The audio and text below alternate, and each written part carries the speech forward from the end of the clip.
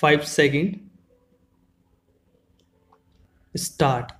Mr. Chairman, this is a bill to be sent for eliciting public opinion on a matter which concerns not only the political parties but the public life of the country as a whole.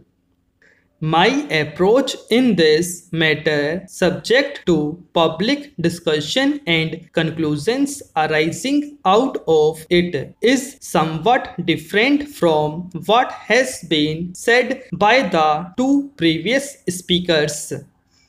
Right at the beginning, I should like to make it clear that I am in favor of cheap elections.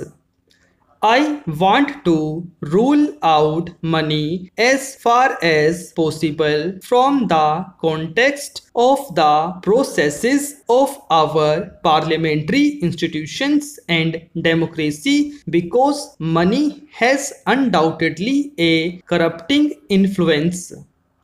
I wonder what will happen if these restraints were to be revoked. Would that lead to honesty and elimination of big money in election affairs? I do not think it would be the contention of Mr. Bhargava that by abolishing these restraints we are going to have cheap elections or some kind of curbs on election expenditure. I think what he wants is to make people look somewhat honest, or rather, he does not want dishonesty to be institutionalized in the shape of some kind of acceptance of it by the society. His approach in this matter essentially is somewhat moral, but it suffers from illusions. Now let me come to the other aspects of the matter, but I should like to add here that if the object is one of promoting cheap elections, eliminating the power of money in elections, it is not achieved by removing the restraints here. You may have the consolation that some people who are behaving dishonestly are asked not to behave dishonestly by making dishonesty, in this case, the law of the land, and dishonesty therefore is naturally the use of money to influence the voters. You are spending huge sums and are suppressing it. This by itself is not the main crime. It is not as if the crime takes place only when people submit returns to the election commission after the election is over. The crime, social and political, takes place the moment you use the power of money to influence elections, gerrymandering or otherwise, and indulge in all kinds of corrupt practices. It is there you are committing a crime, although Mr. Bhargava wants that after having committed the crime, there should not be any accountability about it in any way. Now, the main problem that we are facing in our democratic institutions or elections, if you like, is the influence and privilege of money. I should like it to be curbed, if not wholly eliminated. I am realist in this matter.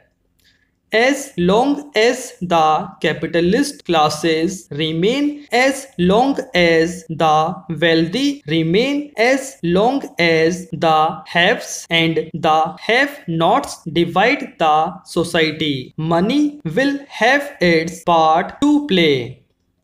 It cannot be completely eliminated because the present society in which we are living is largely influenced and dominated not only in electoral matters but in various other matters also by the power of money.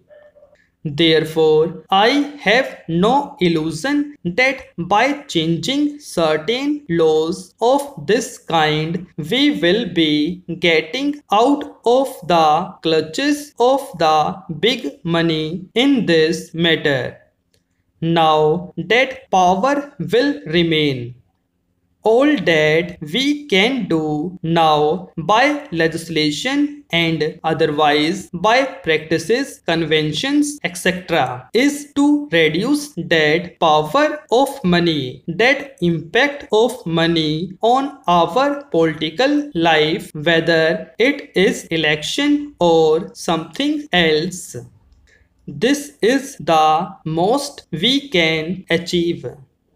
Now I ask, can we achieve this thing by accepting the suggestion that Mr. Bhargava has made? I do not think so. When the election law was framed, it was perhaps intended that some kind of a restraint would be put if the election expenses were to be submitted to the Election Commission after the elections. That was the intention, but this objective has not been fulfilled. Why it has not been fulfilled, we must ask ourselves. It would not do for us to say in a physical sense that some people are honest and some people are dishonest. That would be an answer given by some people who are not conversant with the political affairs of the country, the realities of our political life. This objective has not been fulfilled because, in the first place, the ruling classes in our country who are in the control of our state, of our economic life, and so on, want to get things done largely with the power of their funds and money. That is why they bring in money into the elections, and as long as they are there, as long as they have the opportunity to do so, it will continue whatever law you may have. How is it that the Congress leaders who used to get elected in the old days, in the days of the British, without spending anything, now have to spend so much money? I am talking about the Congress because the Congress has been in the field for a long time. Stop.